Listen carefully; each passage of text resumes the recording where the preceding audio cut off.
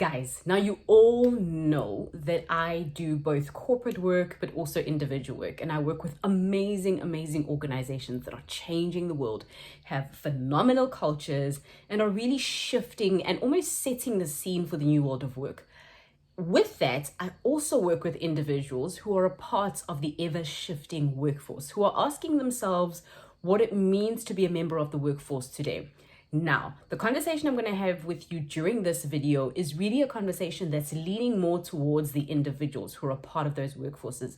Because what's happening now is that companies are saying to people, come back to work, even if it's 2 days of your week, or it's 3 days of your week in the office, 2 days away, the other days wherever you want to be, whatever it is. And what's happening is that so many of us, especially young women, the stats are phenomenal around how many women, just women in the workforce, have not only left, but are not planning to come back to their jobs. So let's talk about how so many of us are receiving, why we're pushing back, and what we can do about companies that are saying to us, let's come back to work.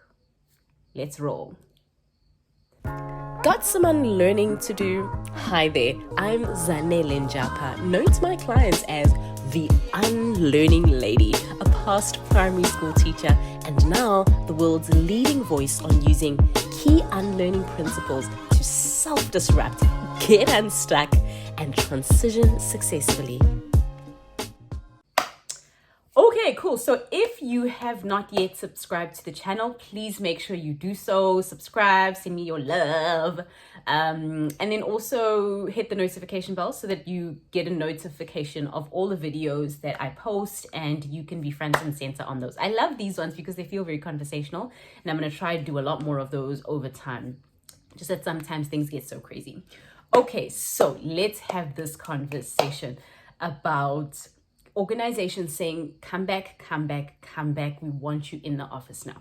Now, here's the thing, guys. There is a great combination of people and a combination of responses to this. Let me start off by saying that I respect the decisions that have been made by a range of organizations, and these decisions range. Not all organizations have made the same decisions around getting their people back into the office. So I respect that because I work with companies that are trying to move a large vessel, a large ship. And so those things are intricate, and that's the important thing to understand, especially if you're an individual in the workforce. Sometimes, those types of ideas can be a little less obvious. So that's the first thing. I pay homage, I pay respect to companies as they try to make the shift. But with that being said, I really want to encourage, and this is what I do with a lot of organizations that I work with, is encouraging us to consistently be challenging ourselves to see things differently, challenging ourselves to question the way we used to do things. Oh yeah, maybe before COVID, everyone needed to be in the office, but now, what does connection really look like? And I'm going to come back to that point. But those are the two things. So with that, with understanding that a lot of organizations are having to turn big ships, and that's gradual work. It's not just overnight, hey, everyone be at home. I get that. But I also want to just say that it's important to understand that as long as we are making that shift and progress. And a lot of organizations that I've been seeing are not doing that. They're not having the conversation of how we can focus on objectives and focus on true connection in its I think almost its true nature, rather than saying, hey, everyone come back to the office because we want connection, we really value connection. And that's where I want to start off my conversation with you. I had a conversation with someone I absolutely adore, a friend of mine, who said that, she's one of the people who's experiencing this rush back to the office, and her organization is going, hey, we need you to come into the office certain days during the week, come back into the office and be present because we value connection. Now, here's the thing. Connection comes in so many forms, and I've worked with so many different companies around building healthy hybrid teams. And the very first of these pillars around how we build healthier hybrid teams is belonging. But belonging, and here's something I really want you to hear, belonging is not about seeing each other face to face. Extroverts. It's not about that. It's not even about me touching you. I don't necessarily have to feel like I belong like that. Some people, yes, but not everyone. And so what's happening a lot of the time, and what's happening a lot now, is that companies are going, no, we want you to feel like you belong, so come into the office. But other people are sitting there going, I really feel like I belong, enough for me, being where I am and working from where I work remotely full time. And so the big challenge then is for companies to almost re-establish a system based on the diversity that's in the team. Certain people might feel like they belong without even coming to the office, and other people might feel like, oh my goodness, once per week I really want to be a part of physically seeing everyone. And that's fine. It just means that everyone's got their own flavor of belonging. But we need to create a system and a model in our organizations where individuals can practice that as they choose. And really, it's that whole conversation around personalizing the work experience so that you get the best out of your people. Because unless you're really focusing on how do we make sure we're getting the best out of our people, then you're not going to build a system that will help people to do that. I mean, the conversation around productivity and how productivity levels have been seen to be extremely high with people working from home is a conversation that people have had with until their eyes have, popped out of their heads because it's so overspoken about. But still, we've got organizations that are still just not too sure how to execute. I think the important thing is, and then we'll leave this point and move on to speaking about individuals, the important thing is to start to have the conversations, but also to notify your people that you're having those conversations so that your people know that X company that I work with is on a journey to create a hybrid working model that works for me, that I can leverage so that the best of me comes out of me. And that really is the important thing, is for organizations to build systems where each and every individual can have their model of work be supported, be challenged, but also just fit into what that person's values are, how they see themselves contributing to the organization, and then bringing their best selves forward. And that in the rest of the 2020s are the kinds of organizations that are going to slay dragons going into the future. It's the organizations that can really leverage the personalization aspect of their human capital, of their people, so to speak. I don't like human capital makes people sound like they're sheep or whatever, but of their people and their amazing souls that work in the organization. So that's that. So let's put that one aside. I just always like to speak to companies because I have so many leaders who I work with who are just going, how do we leverage this? How do we really build from here? What do we need to unlearn? What do we need to challenge? How do we need to see things differently? So I always love to address the leadership aspect to it so that people are having these conversations. And I think that's really important. Now, moving on to part 2 of this. Part 2 is all about you, the individual. What do you do right now? What are some of the things that you are thinking about as your organization says, hey, come back into the office. We need you to be here full time, especially if you're a knowledge worker. Now, maybe I need to say that outright, that this is specifically catered towards knowledge workers. These are people who a lot of their work is really dependent on their brain power. So people that are not necessarily involved in manual labor that needs them to be there physically, at least as far as they are able to leverage technology and AI to do their jobs. So these are just people who work a lot in building systems, building procedures, following, those people who are what we call knowledge workers, who really are focused on executing, using their knowledge and their brain power, not so much physical, parts of work. So those people then are the ones that I really want to call attention to. If that's you and your organization has said, hey, let's come back into the office, and you are going, I'm not too sure. One of the things I really want you to ask yourself, so let's talk about some of the things you can do so that you are always choosing yourself.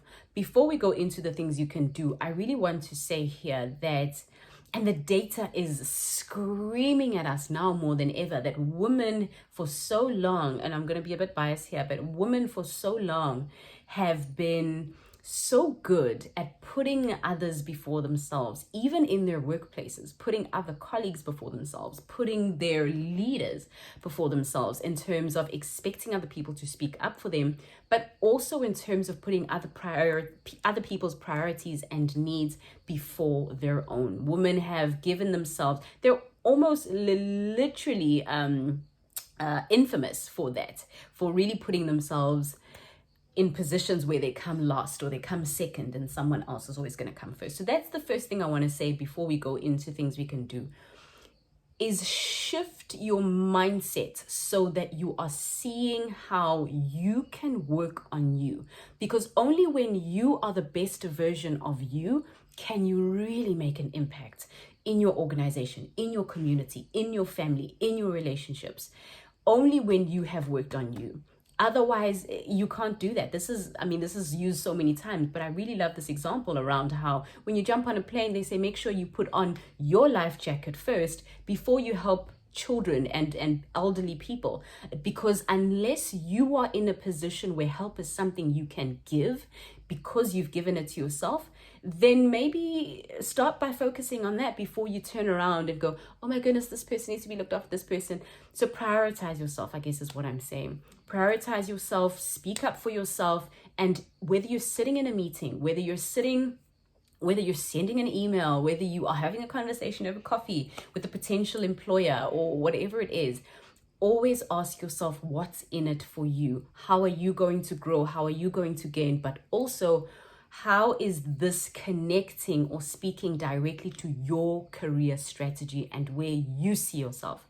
That means that if something doesn't align, you will see it really, really quickly, because then you can go, actually, the reason why I don't want to do this is because 1, 2, and 3, because you've seen the misalignment. Otherwise, you're just floating all over the place and you're not too sure what's going on. So that's really important, is focus on number 1.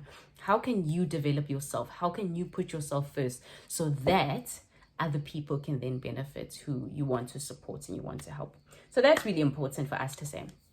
Now, let's move right ahead. Let's talk about some of the things that we can do as your team starts to call you back into the office and you're not sure you want to come along for the ride.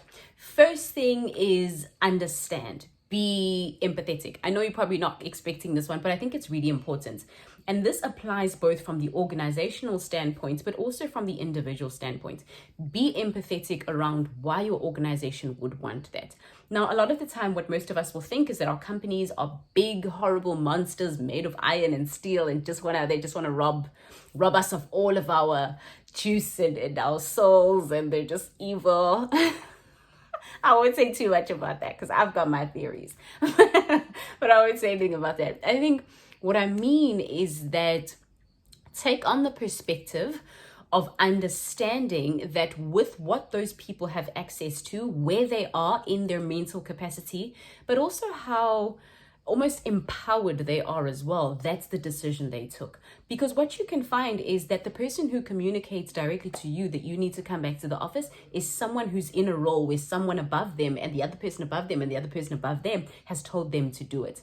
So I think the most important thing is be empathetic towards the person who communicates that to you and tries to encourage you to come back.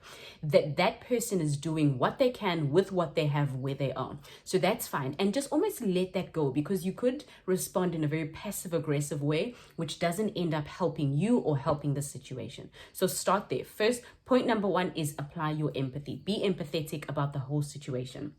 And then also with not just the individual, but also with the organization. Be empathetic to the organization, that if they still are struggling to understand how to incorporate the complexities of hybrid work, then they need to do quite a bit of work. But be empathetic. Don't be just be very careful about almost biting back in ways that are not progressive, in ways that don't help drive the conversation forward, but almost create conflict. So you want to, yes, voice your ideas, your opinions, ask questions, but just start off with empathy, because when we start with empathy, then it means that when we respond, when we speak, then we speak from a different place. We don't speak from a place of attacking the person because they are wrong and we are right, but we come from a place of wanting to understand, a place of curiosity, but also a place where we want the best of the situation.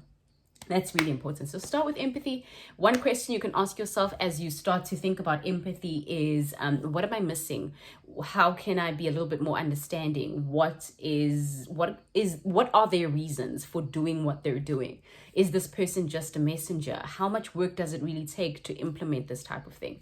Just so that your perspective is shifting to seeing things in the ways that those other people are seeing them that are not available to you at the time. And so that's the first one that's really, really important, is be empathetic, understand where they might be coming from. You won't always know because you're not in that position, but just try your very best just to let go. You almost want to detach from that and not attack them, because that's really tempting, right? When you feel like your company just doesn't move fast enough and they're so backwards, you want to just start with empathy. So empathy is the first point. And then the second thing that you really want to do once you've done that is introspect. And this is funny because most of us will go, how? But Zanele, once I've been empathetic, now I can write that email to say, hey guys, this is how I see things. This is how it's going. This is what I'm... No. Unfortunately, you can do that. You can do that. Write an email to voice your opinions, to voice your thoughts about how you think the business can respond better. That's fine. That's a choice you make. My recommendation, however, is that you start off with empathy and then you follow up with introspection. Now, what do I mean by introspection? What I mean by introspection is look at what in the situation is carrying lessons for you. What can you learn from what's going on? Now, let me give you an example. If your organization is saying, hey, come back, we want you to come back, but you really don't want to come back, maybe because of demographic related reasons, or maybe you just feel like where you are in terms of your productivity levels, your values, working in this way, it works for you and you're your best self, you bring your best self to work, you contribute the best to your organization. One of the things you can do as part of introspection is ask yourself, is this situation, is the way that my work is now being set up, working still with my career strategy? That's how you take a look inside almost, and you take the situation out of the hands of your boss, or out of the hands of the evil company. If you think that they're evil, you take it out of the government's hands, you take it out of the hands of the people on Wall Street, and you bring it back to yourself, because that's the only thing you can control at the end of the day. You can't control the guy right at the top who's wearing the top hat in your organization. You can't control what's happening on Wall Street around how much the stock for your organization is worth. All of those things are out of your control. What you can control is how much alignment there is between the work that you're doing and your strategy and where you see yourself. Now, let's delve a little bit deeper into that introspection segment. So you started with empathy towards the organization, towards your colleagues. That's good. It's helped you to lower your threat response and their threat response as well. Then you're not responding in a way that is almost a type of pushback, or even that seems like it's hugely charged. And that's what you don't want, because that's when you don't get the best out of yourself or the situation. So when we are introspecting, then we are going, what in this situation is carrying lessons for me? How can I use what's happening around me, leverage it so that I can grow, so that I can better align to who I am? Because I believe that everything that happens around us is intended to help us direct ourselves in ways that we know we should be directing ourselves, whether it's lessons we need to learn, people we need to meet, things we need to be awoken to, are all hidden in those situations. So sit back. If you're someone who journals, bless you, grab your journal and sit down and go, okay, what in this situation is calling me to look a little bit deeper? One of the ways you can do that, and this is the way I recommend a lot of my students to do it, is look at your career strategy or your 10-year vision. If you look at the person you are in 10 years, the woman who is kicking ass in her career, is this something that has some form of alignment with that? And if not, where's the disconnect? What's going on? Where are you missing the mark? Where is this situation and this work environment missing the mark in relation to that? And then the second thing you're going to ask yourself is, what can you do about it? What are some of the points of action that you can start to execute? Where to from here? What can you do about it? If you were to take action today, what would that look like? And I think that that's really important for you to do. So make a nice list, you journal about it, take some time, think about it. And you don't want to rush this one. You really want to give yourself enough opportunity to write down a few things and get your thoughts out of your head and onto paper, because they can get a little bit overwhelming. But this step is really important, this introspection step, because it means that you are giving yourself an opportunity to realign to that person. This is what I found. Now, I work with people who work in corporate a lot. And what I find is that working in corporate can be so blinding to your individual potential. It's beautiful. Yes, you work for this amazing organization that's making a huge impact in the world. But a lot of these people, a lot of us, when we work in these big organizations, we lose ourselves. We lose us. And so when I challenge people to build a career strategy and have a 10-year vision, a lot of the time people will go, what? Really? I can do that? And yes, you can, because remember, a career is only an extension of you.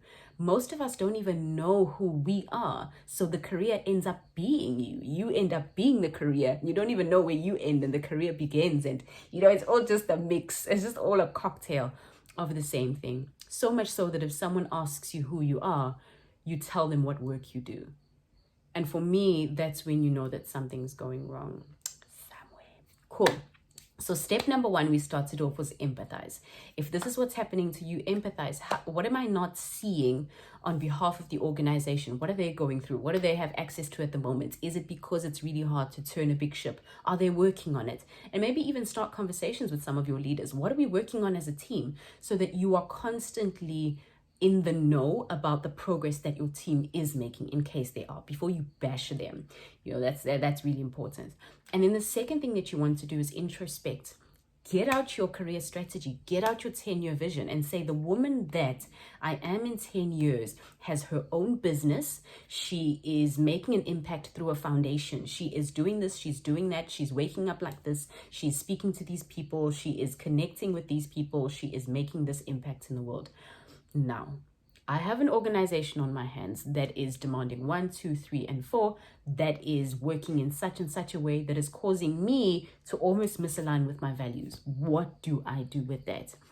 Where is the disconnect? How am I practicing my values? And even how can I bring my values back into the conversation? Sometimes all that means is speak your mind. Sometimes all that means is speak your truth. Stand up for what you believe in, and maybe even just finding little ways to bring those values back. Because as we go on, we find that a lot of the time our values will start to water down our values as we make space for what our organizations are calling from us. And then before long, we look around and we go, wow, I'm the one who made that call, I'm the one who made that decision, I'm the one who gave sign off on that. Oh, that doesn't sound like me. But somewhere along the line, because you weren't consistently checking in on your values and how aligned your career is to them, you lost them, or you watered them down, or you forgot, which is normal. That's fine, it happens. And that's why we need to just consistently, every now and again, be checking in on those. So that's really important. The last thing that I think maybe we can add to that sequence of 1, empathize, 2, introspect, I think it would just be act. I was actually listening to this I'm actually reading a book. It's called Everything is Figure Outable by Marie Forleo. So please go out there and get that book. Highly recommended. She's just a fantastic woman. So she speaks a lot in the book about how action is the number 1 thing you can do for clarity. Most of us will go, hey, Zanella, I don't want to jump right now because these things are just not clear. Maybe let me wait until things are clear. Then I can make the leap.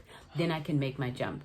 But actually, action is the one way you can get clarity. Think about it. If you want anything to get clear, you will know when you act, whether that was the right move or not, or how to tweak it, or what to do. So just get out there and do what you need to do. If you're still holding on to a dream, to start something, put it in your diary that every single week you're at least dedicating 10 minutes to it. Because what we end up doing when we work in these beautiful organizations is we make a trade-off between our deepest dreams and the person we know we can be, all of that beautiful golden potential.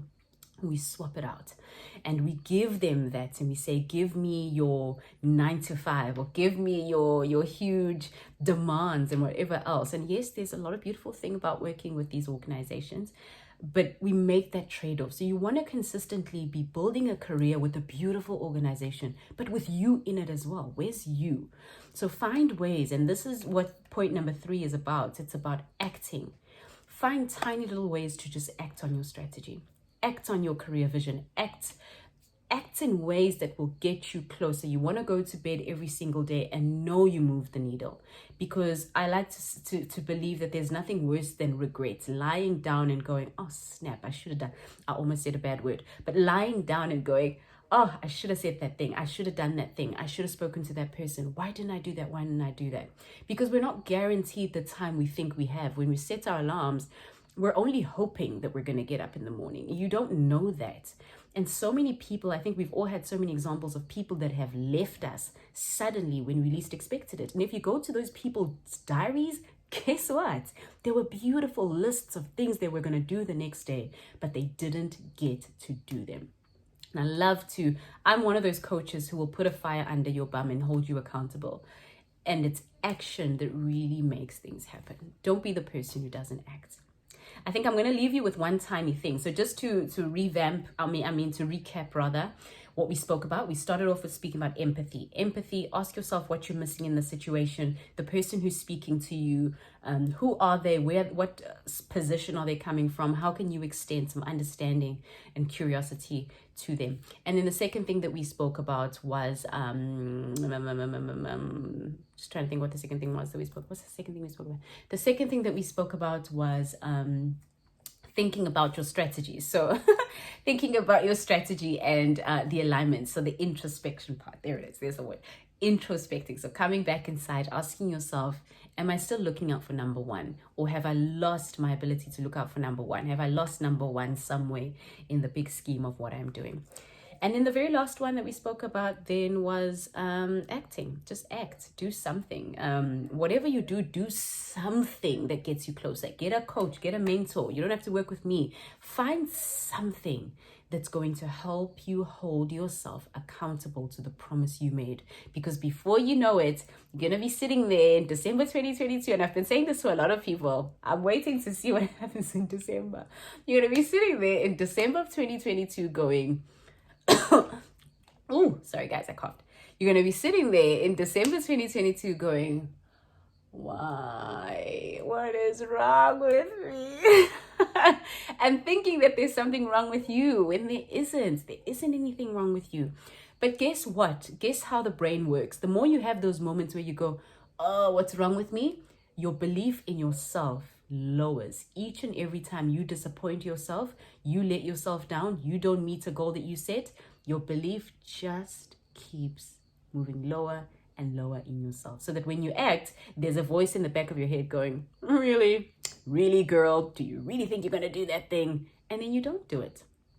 So you want to help yourself, you want to support yourself through this by doing those 3 things. You start with your empathy, you introspect, and then you act. Nothing beats action, guys. I could tell you to strategize all day, but if you don't act, then that strategy is for naught. It's worth absolutely nothing. So the thing that I actually wanted to share with you that I think is just absolutely beautiful was a quote that I once heard. Now I don't want to say this because it's going to chase me over time. But anyway, this quote is so beautiful that every time I hear it, and it's one of those quotes that has just been so powerful in my life that it just keeps coming back to me. And the way this quote goes is, if you're not practicing, know that someone out there is practicing. And when you meet her, she will win. And I am a very action-oriented person. So when I hear that quote, I don't know, guys, something happens inside me. Because in essence, what the quote is saying is that the people who are putting in the work day in and day out and setting the goals and choosing themselves are the people that will win. and you will be sitting there hoping that you were more like those people, when you could have made the decision. You could have taken charge and done what you needed to do. So if that quote is helpful, please do use it. Write it, stick it up on your wall, and use it to help yourself bring the best out of yourself, because that's what this is about. It's not about beating anyone. It's not about being the best person in the world. It's about you showing up as an expansive version of yourself. You always just want to be on that road to expansion and being a little bit more expanded, away, more present every single day, showing up better and better every single day compared to how you did the day before that. Cool stuff. So if you're one of those people that's in that situation, maybe I've actually worked with your organization on an organizational level, and there was conversations about coming back to the office, sending you lots and lots of love, lots and lots of hearts. You're gonna be okay. Let's have a conversation, let's get going, but just remember to follow those 3 steps as you really start to rethink your career, restructure your career, whether it's still with that beautiful organization that you work with, or maybe it's not necessarily, it's a little bit outside. Maybe it's a combination of a bit of entrepreneurship, a little bit of this, a little bit of that, because that's what we can do nowadays with our careers, right? I have a career that's, I always try to explain to people what I do, and it's like this beautiful collage of different. If I was to explain to you all the ways I make money, you would just be so shocked, because that's the beauty of what we can do in the 2020s with our careers. It's not just about retiring with a gold watch after you've given 10 years to the same company, which is beautiful, used to be a lot more beautiful than it is now. But now we can design our careers, which is the beautiful thing. Cool, guys. Lovely having this conversation with you. I guess what you can let me know in the chats, in the comments below, the chats, goodness, I'm so used to being on these online webinars. What you can let me know in the comments below, right below this video, is, are you in this situation? Also, what was your biggest nugget from this video? What's the biggest thing that you're going to practice from this video? What really struck a chord with you? And are you in the situation where you are being prompted to come back to the office? How does it make you feel? What are you going through at the moment? Sending you huge hearts and wishing you nothing but your personalized version of absolute success. Bye for now.